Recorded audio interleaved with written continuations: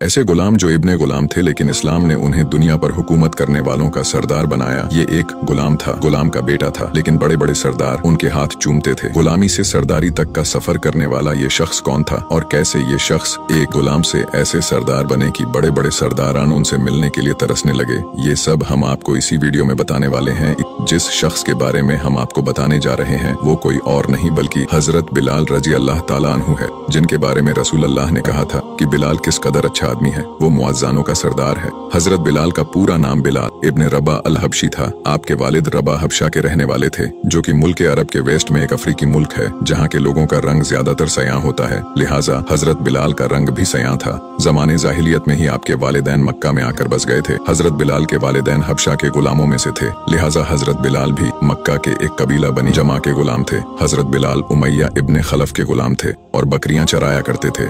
उमैया एक बहुत ही मुशरिक आदमी था और इस्लाम का दुश्मन था। जब हजरत बिलाल ने इस्लाम कबूल किया तो वो हजरत बिलाल से कहने लगा कि मैंने सुना है कि तूने हमारे खुदाओं से मुंह कर लिया है, क्या ये बात सच है? हजरत बिलाल ने फौरन जवाब दिया कि मैं मोहम्मद सल्लल्लाहु अलैहि वसल्लम के दीन पर ईमान ले आया हूँ और उस अल्लाह को माबूद हकीकी मानता हूँ जिसने मेरे आका मोहम्मद सल्लल्लाहु अलैहि वसल्लम को हक के साथ दुनिया में भेजा है। जब उमैया बिन खलफ ने हजरत बिलाल का ये बेबाक जवाब सुना तो वो गुस्से से लाल हो गया कि आपने एक गुलाम होते हुए बेधड़क जवाब दे दिया। वो ये बर्दाश्त नहीं कर पाया और बोला कि इस दीन से बाज आ जाओ वरना शदीद अजाब से दो चार कर दूंगा। इसके बाद हजरत बिलाल पर जुल्म का आगाज हुआ। उमैया बिन खलफ आप पर बेइंतहा जुल्म करने लगा और कहने लगा कि अपने दीन से फिर जा और हमारे माबूदों पर ईमान ला ले, लेकिन हजरत बिलाल अपने दीन पर कायम रहे। आप पर जुल्म बढ़ता जा रहा था। हजरत बिलाल जुल्म और तकलीफ बर्दाश्त करते करते बेहोश हो जाते। कुछ देर के बाद जब होश आता तो जुबान पर अहद अहद के नारे बुलंद होते। अरब की सरजमीन जो अपनी गर्मी की वजह से मशहूर थी, उमैया बिन खलफ इस शदीद गर्मी में आपको जमीन पर लिटाता और आपके सीने पर एक भारी पत्थर रख देता, आपको दहकते हुए अंगारों पर लिटा देता। आपके बदन की चर्बी पिघल पिघल कर अंगारें बुझा दिया करती थी। इतना जुल्म सहने के बाद भी आप अपना दीन छोड़ने के लिए राजी न हुए।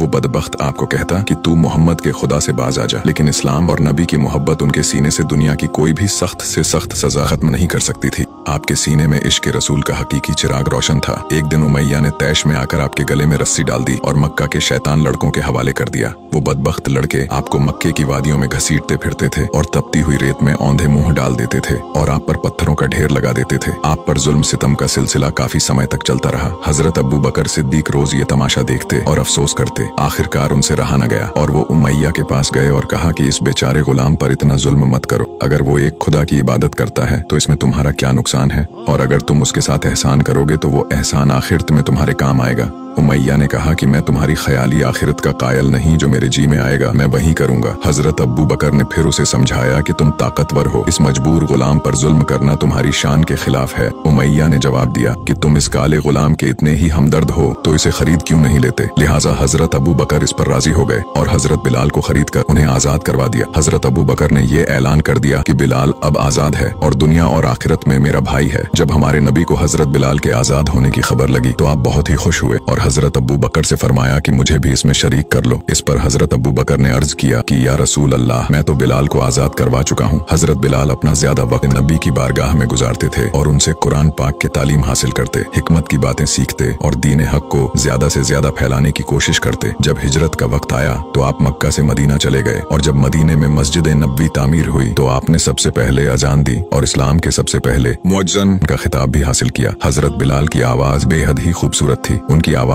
तौहीद के मतवालों तक पहुंचती तो लोग अपना कारोबार छोड़कर मस्जिद में जमा हो जाते। फतह मक्का के दिन हमारे नबी ने हजरत बिलाल से कहा कि काबे की छत पर खड़े होकर अजान पढ़ो। लिहाजा हजरत बिलाल ने अर्ज किया कि या रसूल अल्लाह, मैं किस तरफ मुंह करूं, तो हमारे नबी ने फरमाया जिधर जिधर मैं जाऊं उसी तरफ घूम जाना। लिहाजा हजरत बिलाल ने काबे की छत पर खड़े होकर अजान मुकम्मल की।